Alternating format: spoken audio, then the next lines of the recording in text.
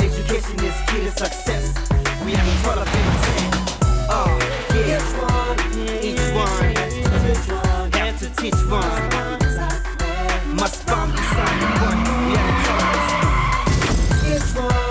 Each one got to teach one. Let's learn from one another. Let's go.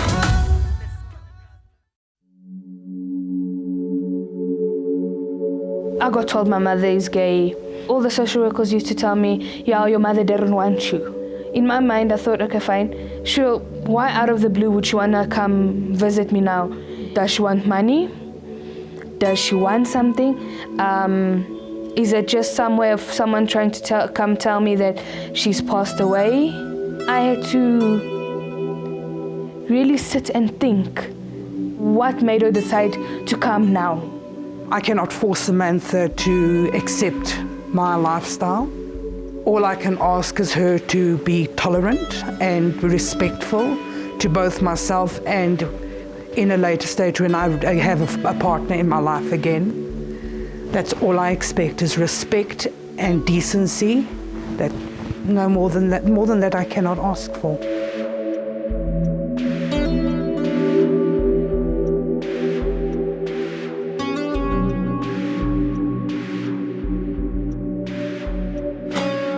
Hello, I'm Khalil Osiris. Welcome to Each One Teach One.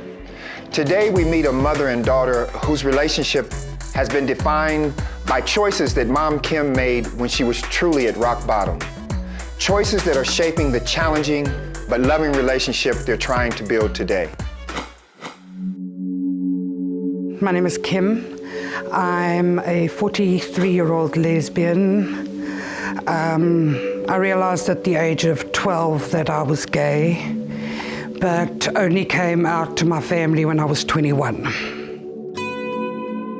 I'm Samantha. I'm 18 years old. I go to the Fakal High. I'm in matric. It's my last year. Since the 12 years from where my mom gave me up, I was moved from, maybe in the 12 years I was moved into 18 different places. When Samantha was born, it was confusing as my mom tried to step in and try and teach me what it's like to be a parent. And no matter what I did, my mother found fault with it. Meanwhile, what she was doing was the exact same thing I was doing. I only spent about 3 weeks or a month with my parents, and then I moved back to Pretoria, where Samantha and I stayed together in a flat. I was getting a disability grant for bipolar mood disorder, and Samantha was getting a childcare grant from the government as I was a single parent. And I lost my disability grant and I was unaware I was allowed to reapply. By the time Samantha was nearly 3, I was on the point of losing my flat, and it was a case of things were very difficult financially. I had people that would bring food. And when you get a 2.5-year-old comes to you and asks, "Mommy, I want bread, I want milk," and there's nothing, you've got to think really seriously, what are you going to do about the situation?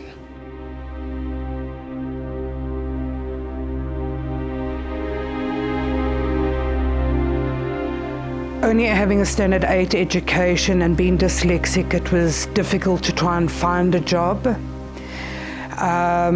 In 2004, I moved to Hillbrow, where I was a bouncer at one of the clubs. I used to go out with the strippers when they went out on gigs to go do shows to protect them.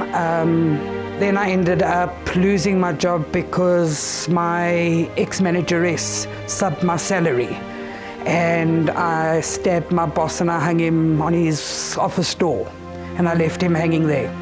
So I kind of lost my job and I ended up on the streets of Hillbrow.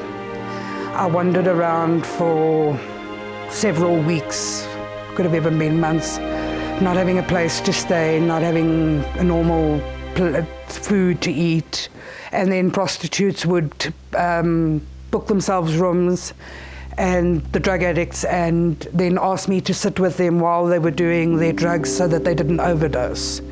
Then I would get the room for the night so that I could have a bath and a good night's sleep. I ended up in hospital after passing out in the streets of Hillbrow, and I woke up 3 days later not knowing where I was. It was shortly thereafter that I realized, even as a lesbian, I could work as a prostitute because I had exactly the same as the other prostitutes, but the men wouldn't get to use my mind, they would get to use my body only. And then I got into the drug scene with one of my exes, and we did 10,000 rands worth of crack cocaine in 2 days.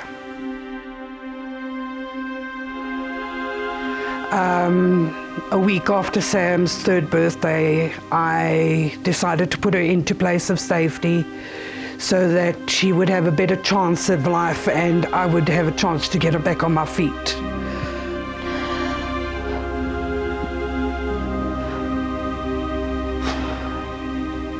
It was difficult for me to live in different places. Like, for instance, the one place I lived in, they had 3 of their own children and then me. So because I was the youngest, they obviously pulled me in front, and then their own children felt like they're being abandoned. So then there was a lot of fighting because of that.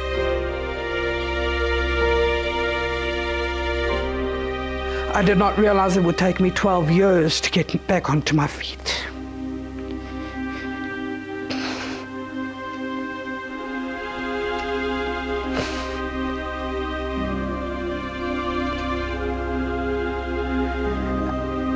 I fought from 2006 to try and get Samantha back.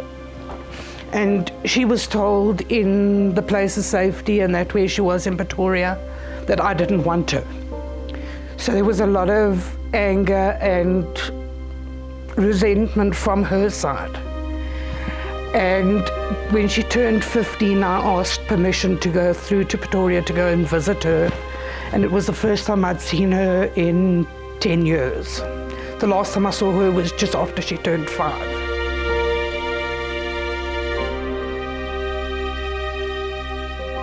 Just after my 15th birthday, on the 4th of July, they told me that my mother is coming. Not like a week or 2 weeks before. I woke up the morning and they said to me, go get changed, your mother's coming. I'm like, okay, maybe it's some kind of a prank. Maybe they just trying to cheer me up, maybe. Usually they tell you, okay, fine, you're moving back to your family, but first, before you move back, they're gonna give it a period of time where you go visit for weekends, see how things go, and then do the whole big thing. They told me the 25th that I have to start packing, and then the 27th I moved in with my mother, and it was difficult adjusting from where being more than 26 children to being an only child.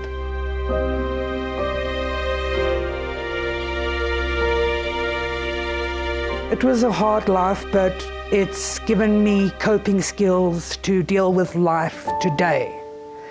It made me grow up because I had to learn to take care of myself. I had nobody to count on. I had to count on myself. And it's made me a better person today, a more well-rounded person, a more understanding. I can walk down the street of Rosettenville and a prostitute will approach me for money for food or something. I know where she's coming from. And people say, but how can you have anything to do with prostitutes? Jesus didn't have a problem with it, so why should I?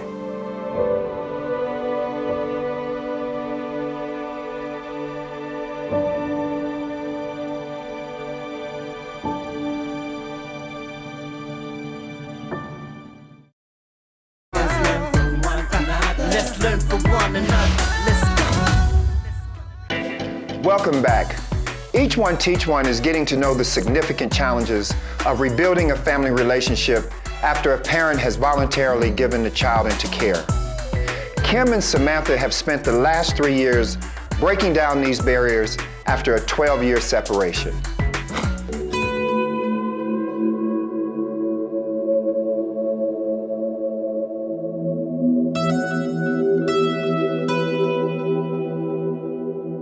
My ex-partner was extremely antagonistic towards Samantha, and they didn't get on, and it caused a lot of health issues for me. January of 2013, I had a heart attack because of the friction between the two of them. Things just got gradually worse between my partner and I. We split up in a 3-year period. I think we split up about 5 times. And in October last year, Samantha and I got into an extreme ruckus on the 1st of October because my ex stuck her rucksack into the laundry basket and Samantha couldn't put her laundry into the basket, and I lost it. I ended up moving in with my cousin. My mother, then I didn't speak to my mother for a whole month. I went to school, went home, sat at home, watched TV, basically kept to myself. Then I heard that my mother and her ex have split up and that my mother has moved in with a friend so that they could sort things out for the divorce. So I thought, okay, fine, maybe now I can start making contact with my mother. Now that the ex is out of the picture, maybe my mother will pay more attention to me. Because to me it felt like the ex was more important than me. She used to, I used to ask my mother for, let's say for instance, a pair of jeans, which I needed. And then this lady would say, no, I want a pair of jeans, and my mother would end up buying for her instead of me.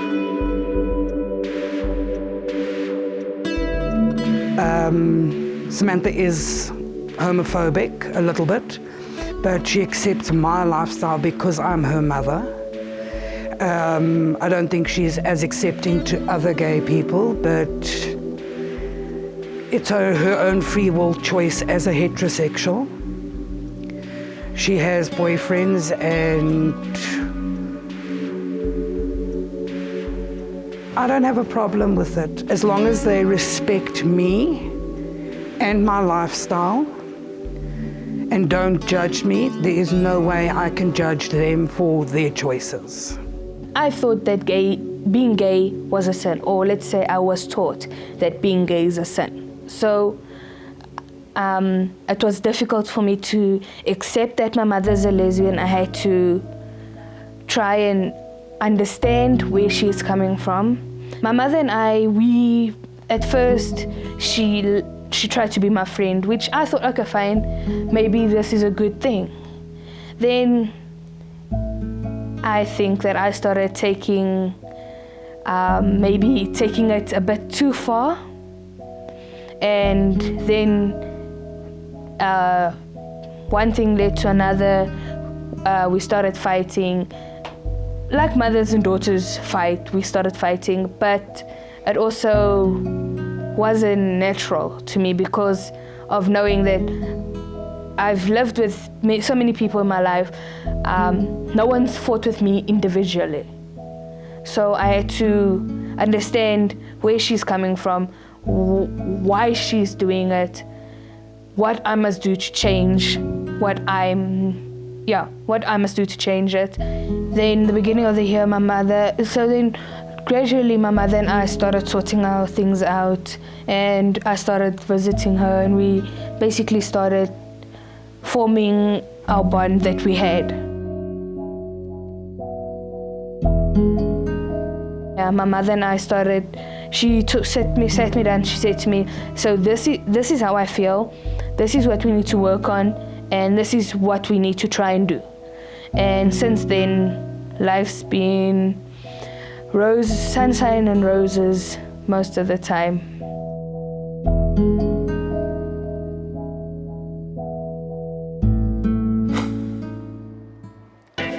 If you're in a similar situation, it's important to talk about whether or not you would benefit from professional help. Wanting to fix a relationship is not enough. You need expert advice and support to find a shared way forward.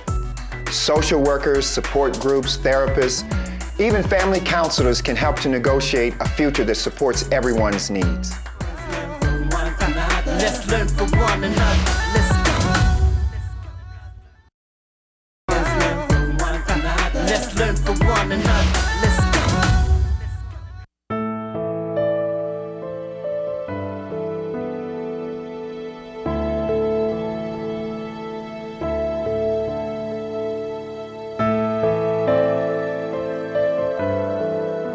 Kim and Samantha, it's good now to be here at the intervention stage to talk a little bit about how both of you have been able to rebuild your life, start that process of building a really, what I would call a very healthy relationship.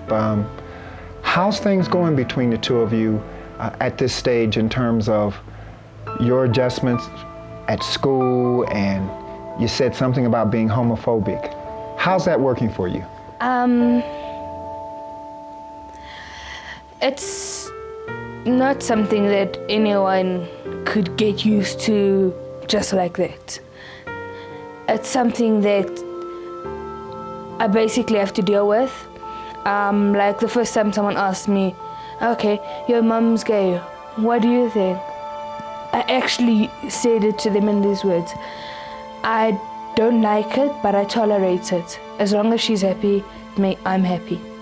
Kim, how has this affected the way that you care for Samantha as your daughter? Has it had any impact, her thinking, her feelings? Has it made you want to change? What's gone on with you emotionally around this? I don't think I would ever change. I'm happy with my sexuality. It is a little bit hurtful that she only tolerates it, but I understand where she's coming from. She came from a very conservative Afrikaans background where it was drummed into her that it was wrong and against the Bible and everything. So we've grown to be more accepting and considerate of others' boundaries and space. But our relationship since my ex has been out of the picture has grown in leaps and bounds. If there was a young person watching this today who maybe has a similar situation as you, mother and father absent, and maybe they've been put in child welfare, protective custody or something, what advice, Samantha, would you share with that young person? Well, firstly, I'll tell them just to be strong. Life's not as bad as it seems at the moment. I understand that it's difficult for them, but one way or another, they'll find their way of moving forward. Someone will be there for you no matter what. And Kim, I know this is a very, very painful moment for you. You've done an incredible job in the face of crushing circumstances. I've tried my best to be the best mother I could be.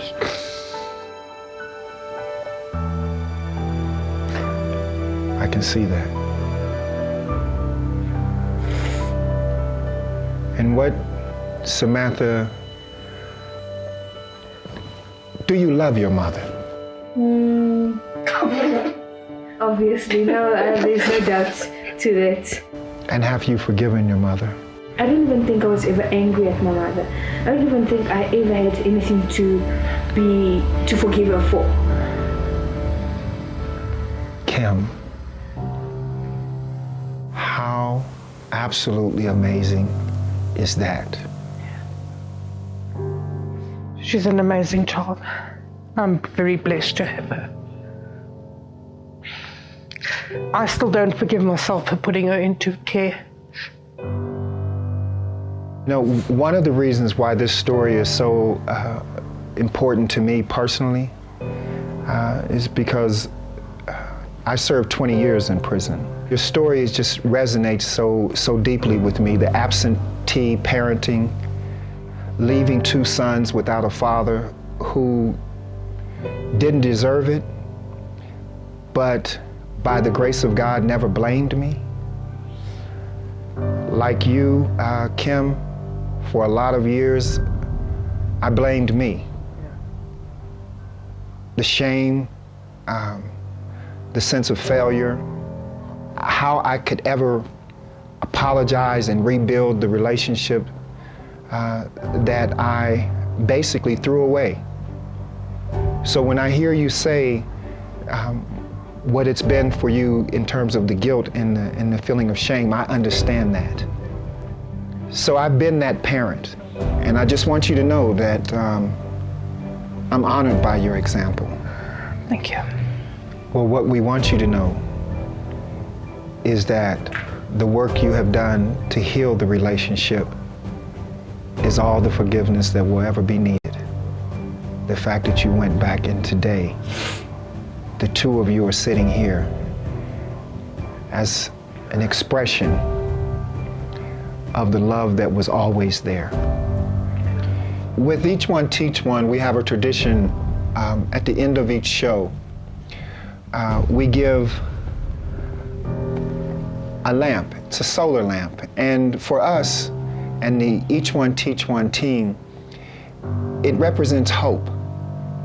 And your story, I think of the stories that I've done with Each One Teach One, your story definitely stands out to me as one of the most exceptional cases of a young person deciding to be their best in the face of all kinds of challenges, and a mother who comes back from the grave, so to speak.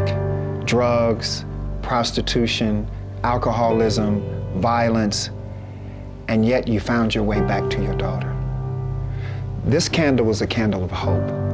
And I want each of you, when you talk about that personal time that you're now sharing with each other, getting to know each other, being mother and daughter and friend, I want you to take this and turn this lamp on and share it with each other when you make your personal time together. Because your story is a story of hope. Thank you so much.